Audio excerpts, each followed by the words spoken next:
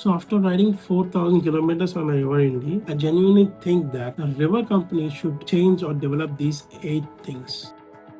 Let's talk about the charging. It takes 4 hours to fully charge the vehicle, and there is no fast charging option available as of now. The real challenge is that those unplanned rides. If you want to go for a long ride or sudden unplanned ride, you have to calculate and plan ahead. You have to charge the vehicle. You should make sure that those kilometers come under your range. Charging isn't the only big concern I have, but the real challenge is the range.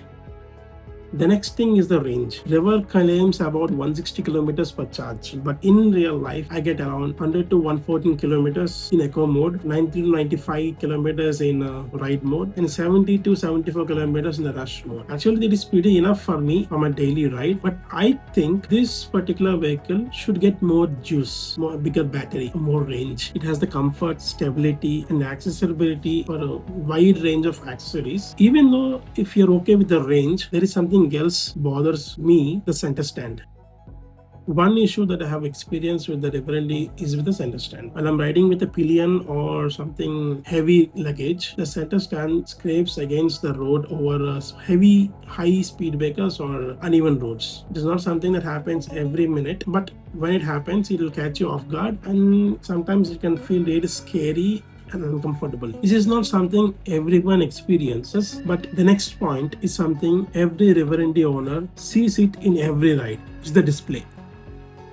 The display is another area where I think River could improve. It gets the job done, but considering the premium price we are paying, I would have loved to see a TFT display or even a touchscreen. I think it feels like a missed opportunity. The display isn't a deal breaker, but what frustrated me is that we have to pay more for some basic accessories.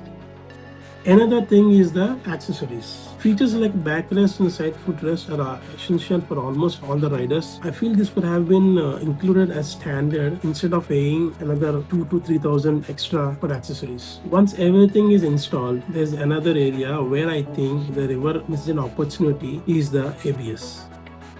Talking about the brakes which we have now are adequate, they get the job done. But personally, I think ABS would have been much better than CBS. It would have added another layer of confidence while riding in the rain or uneven surfaces. But safety isn't only about brakes.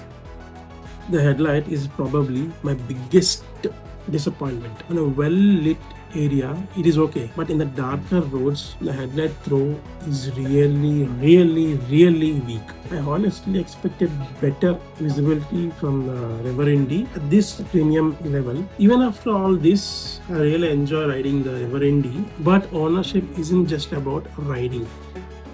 At present, there is only one service center in Visakhapatnam. I personally didn't face any major delays, but I have seen some customers who are really upset about the delivery of the vehicles after servicing. And I hope River Indy will expand its service units in future so that it will be more convenient for us. Even after mentioning all these points, I really love riding my River Indy. None of these issues made me regret buying the River Indy. These are the simple things, and I think River Indy could improve them in the future updates or in the next generations. If they address even few of these things, I genuinely and honestly think that this EV scooter will become one of the best electrical scooters in India. Now, I want to hear from you. If you already own a River Indy, what do you think the River company should improve? And if you're planning to buy a new one, drop your questions about the bike in the comments. I'll answer every one of them genuinely from my own experience.